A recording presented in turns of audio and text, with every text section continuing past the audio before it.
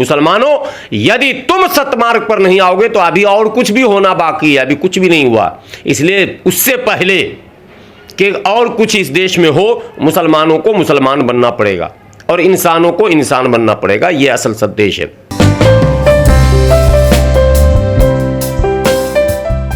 आज तक कहीं से भी आपको यदि मिला हो कि बाबा साहब अंबेडकर की जयंती मनाई जा रही है, झांकियां निकली हुई है, शोभा यात्रा निकली हुई है और उस पर जो है मुसलमानों ने हमला कर दिया, ये खबर अगर आपके पास है तो मुझे बताइए।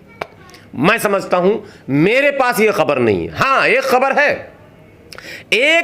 है कि बाबा साहब अंबेडकर की जयंती को मनाने से मनुवादियों ने रोका, ये खबर है उड़ीसा में। मैं फिर वही बात मैं कह रहा हूं, ये खबर आपको भी है, मुझे भी है। और बाबा साहब की मूर्तियों को तोड़ा है, ये खबर मिलती रहती है। बाबा साहब के चौपालों में मीटिंग हो रही है, उस पर हमले हो रहे हैं, ये खबर हमने देखी है। और अभी मध्य प्रदेश में जहां खरगोन लोग चिल्ला रहे हैं, वहां एक दलित को मंदिर में जाने से रोक दिया गया, ताला मार दिया गया, मंदिर में ताला लगा दिया गया, ये और दूल्हे को नहीं जाने दिया गया। जबकि आपको पता है शादी में मंदिर या मस्जिद दूल्हे को ले जाया जाता है, ये एक परंपरा है। धर्म से इसका क्या संबंध है ये नहीं बताऊंगा, ये भारतीय परंपरा है। रोका किसने? किसी मुसलमान ने तो नहीं रोका। मैं इतिहास के आईने में आपको लेकर जाना चाहता हूं कि इसी देश में, इसी भारत में, जहां के परंपराओं और सभ्यताओं और संस्कृतियों पर बड़ी लंबी लंबी बातें हो रही है, ऐसी बात नहीं कि नहीं हुआ, बड़े बड़े व्याख्यान हो रहे हैं, और क्या कहते हैं दिन भर के कार्यक्रम किए जा रहे हैं इस पर, सभ्यता और संस्कृति के नाम पर। इसी भारत का इतिहास है कि जब शिक्षा देने के लिए, जब ज्योतिबा फूले और माता सावित्रीबाई फूले मन बनाती हैं कि हमको अपने समाज को शिक्षित करना है, और वो जब शिक्षा देने की बात करती है तो कौन रोकता है? कौन कीचड़ फेंकता है? कौन बाधा पहुंचाता है? कोई मुसलमान पहुंचा रहा था क्या? अगर है कहीं तो बताइए। इसी भारत में दलितों को पानी पीने से कौन रोक रहा था? कोई मुसलमान रोक रहा था क्या? अगर रोक रहा था तो आप बताइए। इसी भारत में मंदिर हमसे बनवा लिया जाता है, ईंट हमसे ढुलवा लिया गया, सीमेंट हमसे ढुलवा लिया गया, लेकिन जब मंदिर बनकर तैयार हो गया और प्राण प्रतिष्ठा हो गया, मूर्ति रख दी गई, तो उस मंदिर में फिर हमारा जाना वर्जित कर दिया गया। ये तो देखा जा रहा भारत में। सवाल यही तो है ना, दलित तो मस्जिद के आगे भी डीजे बजा के निकल रहे हैं, जय भीम का नारा लगा रहे हैं, उन्हें कोई दिक्कत नहीं कर रहे आप लोग। दिक्कत नहीं। अगर बजरंग दल वाले भी, हिंदू परिषद वाले कोई शोभा यात्रा निकालते तो आप उनके ऊपर पथराव। बहुत सवाल सही आपने किया है कि वही डीजे और वही नारे, मतलब नारे मतलब वही नारे नहीं, नारे अंदाज, अगर हमारे बाबा साहब के अनुयायी निकलते हैं उसी मस्जिद के आगे से तो कोई पंगा नहीं हो रहा। आप सवाल कर रहे हैं बजरंग दल वाले निकल रहे हैं तो आप हमला क्यों कर रहे हैं? मैं एक बात आज दावे के साथ कहता हूं, गोदी मीडिया क्या दिखाती है, किस एंगल से तस्वीर खींचती है, किस फोटो में किस तरह से एडिट करती है, मैं ये नहीं जानता हूं, लेकिन हजारों ऐसी तस्वीरें और ऐसे वीडियोज हैं जहां बजरंग दल के लोग जब मस्जिद के पास से निकलते हैं तो साहब गाली और गुलोज करते हैं। आप शोभा यात्रा निकाल रहे हैं, शोभा के मतलब होती है खूबसूरती, और उस खूबसूरती को आप सत्यानाश कर रहे हैं, शोभा को अशोभित कर रहे हैं आप, तो आप गाली बक रहे हैं कम्युनिटी को। अब टारगेट, अभी एक गाना बज रहा, सुनिए, उसी शोभा यात्रा में ये जाग जाएगा ये हिंदू तो ये अंजाम बोलेगा, टोपी वाला भी सर झुका के जय श्री राम बोलेगा, ये गाना है, आप हमसे ले लीजिएगा। और मैं तमाम भारत के लोगों को जो आपके चैनल को सुन रहे हैं, यूट्यूब पर जाकर टोपी वाला भी जय श्री राम बोलेगा क्लिक कीजिए, वो गाना आ जाएगा। वो गाना बज रहा है, किसी ने इस गाने को रोकने की बात की क्या? ये गाना गाने वाले को जेल के अंदर नहीं होना चाहिए कि इस गाने को फैलाने वाला या इसका जो भी इसको मैंने आगे बढ़ा रहा है उस पर कार्रवाई नहीं होनी चाहिए? आप मस्जिद के गेट पर गाना बजा रहे हैं, आप प्रोवोक कर रहे हैं कि टोपी वाला भी जय श्री राम बोलेगा, क्या मतलब है? आप हिंदू राष्ट्र बोलते हैं। आज की तारीख में अभी जहां हम लोग जिस दौर में हैं, हिंदू राष्ट्र जिसकी बात ये करते हैं तो बहुत बड़ी चीज़ है। राम राज की बात करते हैं, बोलते हैं कुत्ते को भी न्याय मिलेगा, कहते हैं जो कुछ, मैं उनकी बात कर रहा हूं। दलित का मतलब होता है दला हुआ, पिछड़ा, धक्का मार के जिसको पीछे ढकेल दिया गया हो। तो भारत तो इस समय दलित राष्ट्र साहब, कहां से हिंदू राष्ट्र की बात आप कर रहे हैं? आप जो वो परिकल्पना हिंदू राष्ट्र की आप दिखाते हैं और जो कहते हैं राम राज्य में सबको न्याय मिलेगा, कुत्ते को भी न्याय मिलेगा, आज तो मनुष्य को न्याय नहीं है, नारी को न्याय नहीं है, बड़ी आबादी जिसको आप एससी कहते हैं उसको न्याय नहीं है, अल्पसंख्यक में न्याय के प्रति आस्था कम हो रहा है। आप कह रहे हैं हिंदू राष्ट्र बनाएंगे। लेकिन सर सवाल वही है ना, अगर दलित शोभा यात्रा निकालेगा तो आप उसको रुआवजा पिलाएंगे, पानी पिलाएंगे, बिरयानी खिलाएंगे, उनको भी पिलाना चाह रहे हैं। दल वाले आएंगे तो ना आप उनको बिरयानी खिलाते, ना पानी पिलाते, ना कुछ देते उनको, नहीं, पत्थर और फेंकते उनको। नहीं, मैं उनको बिरयानी भी खिलाना चाहता हूँ, पानी भी पिलाना चाहता हूँ, शरबत भी पिलाना चाहता हूँ, माला भी पहनाना चाहता हूँ। और भारत में कई जगहों से ऐसी तस्वीरें भी आई हैं जहां फूलों की वर्षा भी की गई है, पुष्प वर्षा के साथ उन्हें माला पहनाकर शरबत पिलाकर वहां से आगे बढ़ाया गया है। आप देखें भारत के उन मुसलमानों को कि जो गाली सुन रहे हैं, उन्हें सामने से गाली मिल रही है, वो साउंड बज रहा है डीजे में और वो पुष्प वर्षा कर रहे हैं। मैं तो जहांगीरपुरी, करावली और खरगोन इस तरह के तमाम जगहों के मुसलमानों से कहता हूं कि इस गलती को अब दोबारा मत करना। ये जितनी भी गाली दें आप फूल ही बरसाना, क्योंकि आपके धर्म ने तो फूल बरसाने को कहा है। रही बात पत्थर बरसाने का जो आरोप है, कहीं से भी आरोप सिद्ध नहीं हुआ।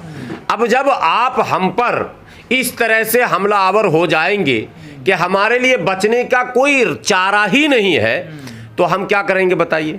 आप पत्थर लेकर खुद आ रहे हैं, आप तलवार लेकर आ रहे हैं, आप ग्रांसा लेकर आ रहे हैं, आप डंडा लेकर आ रहे हैं, आप हॉकी लेकर आ रहे हैं, आप पिस्तौल और बंदूक लेकर आ रहे हैं। और ये मैं नहीं कह रहा हूं, तस्वीरें बोलती है जिसको कोई झुटला नहीं सकता।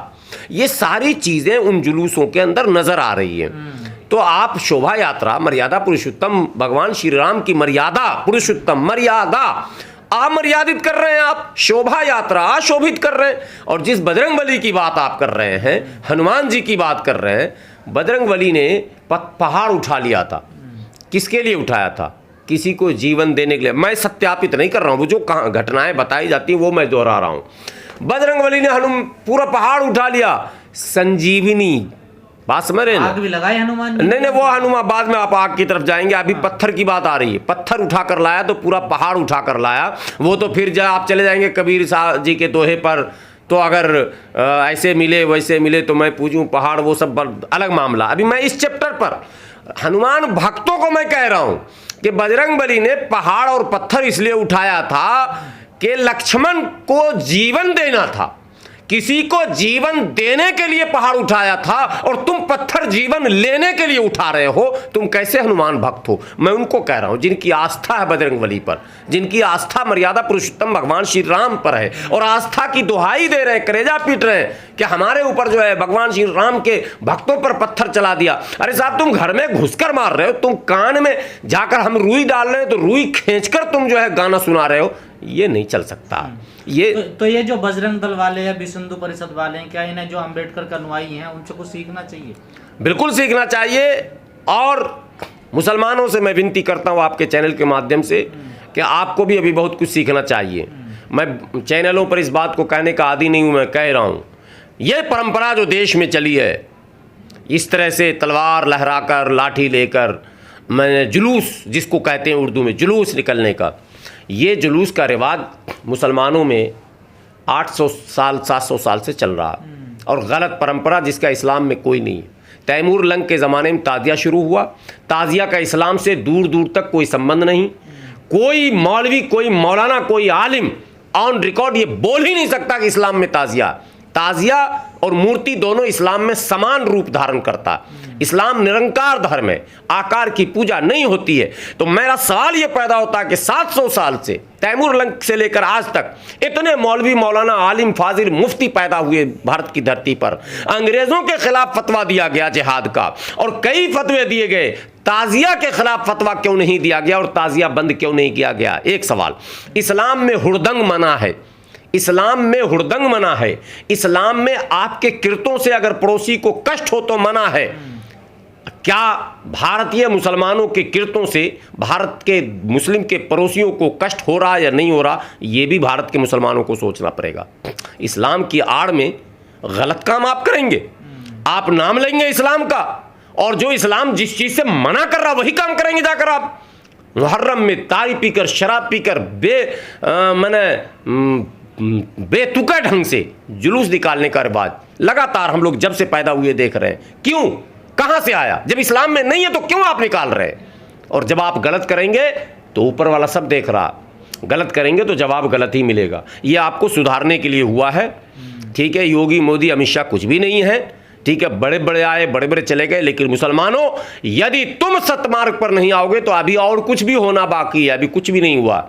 इसलिए उससे पहले कि और कुछ इस देश में हो, मुसलमानों को मुसलमान बनना पड़ेगा और इंसानों को इंसान बनना पड़ेगा। ये असल संदेश है। बाबा साहब अम्बेडकर की 131वीं जयंती मनाई गई तो मैं दलितों की राजधानी कहे जाने वाली जगह आगरा में था। और मैं आगरा में था का मतलब किसी काम से नहीं था, मैं इसी में सम्मिलित होने गया था शोभा यात्रा में।